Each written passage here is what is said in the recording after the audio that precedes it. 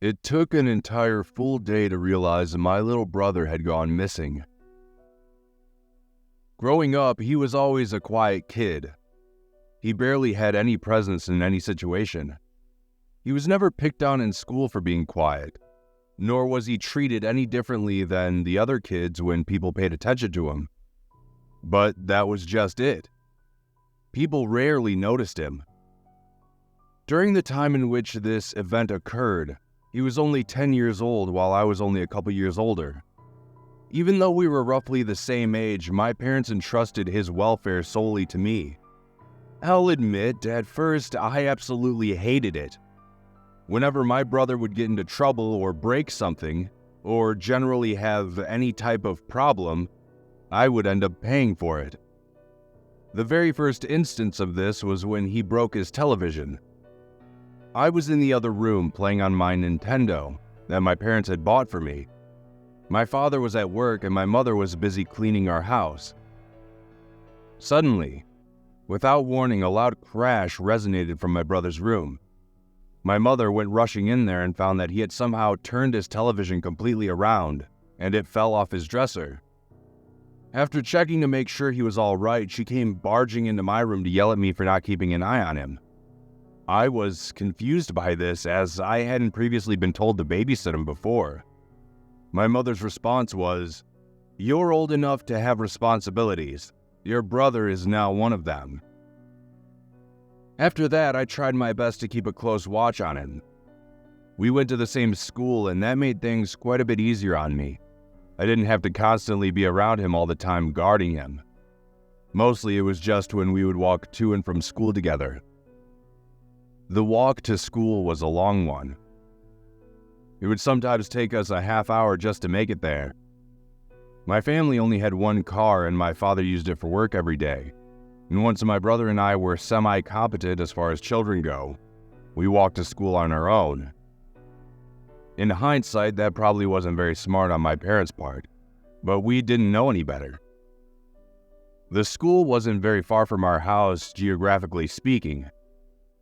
If we walked directly to school, it would probably take us 5 to 10 minutes tops. However, there was a large forest surrounding the outskirts of the school, between my house and the school itself. My parents forbade us ever to step foot in that forest. The way my parents warned us about those woods was somewhat strange. It didn't just seem like they were worried about poison ivy or simply getting lost. It seemed like there was something else. Regardless, the route that we had to take around the entire forest increased our travel time tremendously. My brother and I would have to wake up incredibly early just to get ready to leave so we could be at school on time. Then, after school, we'd begin our leisurely trek back home. This went on for a few years until that day happened. My friends had been talking about a new game they had just gotten and had been bragging to me about it for an entire month. I had desperately wanted to play it. So one day after school, my friends invited me over to hang out. As we were leaving, my little brother was tagging along, until one of my friends mentioned not wanting to hang out with a little kid. Telling my little brother to go home on his own is my biggest regret, but it's something I have to live with. My brother didn't argue or protest. He simply said, "All right," and we all parted ways. I didn't make it home until late in the evening. I walked in through the front door and tossed my bag on the couch. My mother greeted me and asked me where my brother was. Before I responded, I felt a pit rapidly growing in my stomach. I told her that I went to a friend's house and that he should have been home by now. But he never made it home. The first few days were the roughest. My father beat me relentlessly and my mother never stopped crying. My parents got the entire town involved in the search. After a week of combing through the woods while I was confined to my room, the search turned up nothing. My father began drinking heavily, while my mother became a shut-in. Even though my parents were having a rough time, I think I was having the worst of it. The guilt I felt for telling my brother to go home that day ate away at me. I couldn't sleep, eat, or even think about anything, and it never got better. During the first month, my parents refused to give up. My father would drive around the woods every night, and my mother would post flyers around town. I was forbidden to leave my room, unless it was to go to school, and only then would my father drop me off and pick me back up. I held my parents as best I could, even though I could see the resentment in their eyes. They hated me for what I had done. I hated me. But I helped my mother print out flyers. The teachers allowed me to use the copier in the lounge. I used to hate going to school and loved staying at home, but now it was the complete opposite. School felt happy and warm. Everyone was so kind to me, even though it was obviously born out of pity, while my home life was broken and cold. After the second month, the efforts began to wane. My mother stopped posting flyers, but my father still committed himself to driving around every other night searching for him.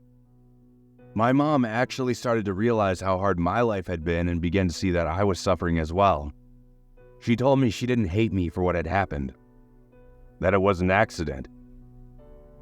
I know that it was hard for her to say that, but still it made me feel better at least. 6 months had passed.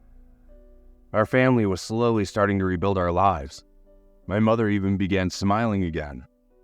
My father still drank, but he did his best not to let it consume him. He still worked full-time and kept a roof over our heads. The day my little brother came home, I'll never forget it. I was sitting in class near a window, mindlessly working on a worksheet the teacher had given out.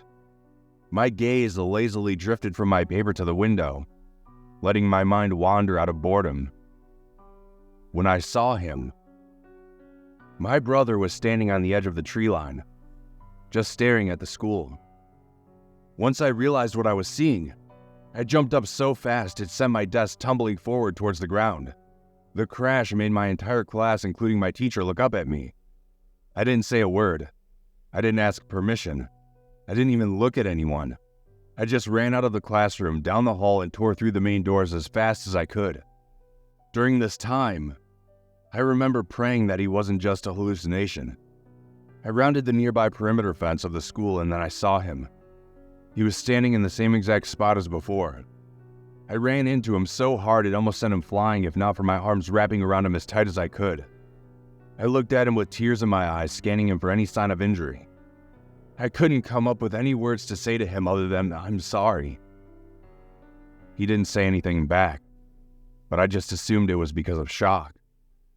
By that time, my teacher had seen what had happened and phoned the police as well as my parents. My brother was taken to a nearby hospital with my mother in tow. She started crying again, only this time it was tears of joy. He spent an entire week there while the doctors ran numerous tests on him. Though what was odd was that, apart from some minor bruises and a few small cuts, my brother was perfectly fine. Well, fine for someone who had been missing half a year. He wasn't even malnourished or dehydrated at all. Even though on the surface he seemed reasonably all right, underneath, mainly his mind, I could tell something was wrong.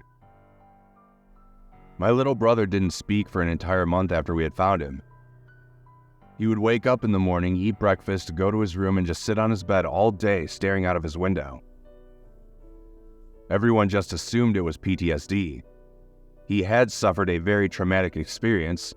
No one could blame him. But to me, something wasn't quite right. I knew he was always quiet, but the way he looked out of the window wasn't the vacant stare of a broken person. It was like he was looking for something. Or someone.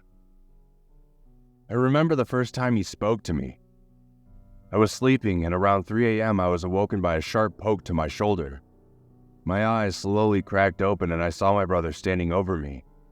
I asked him if everything was all right. What he said to me sent a shiver down my spine.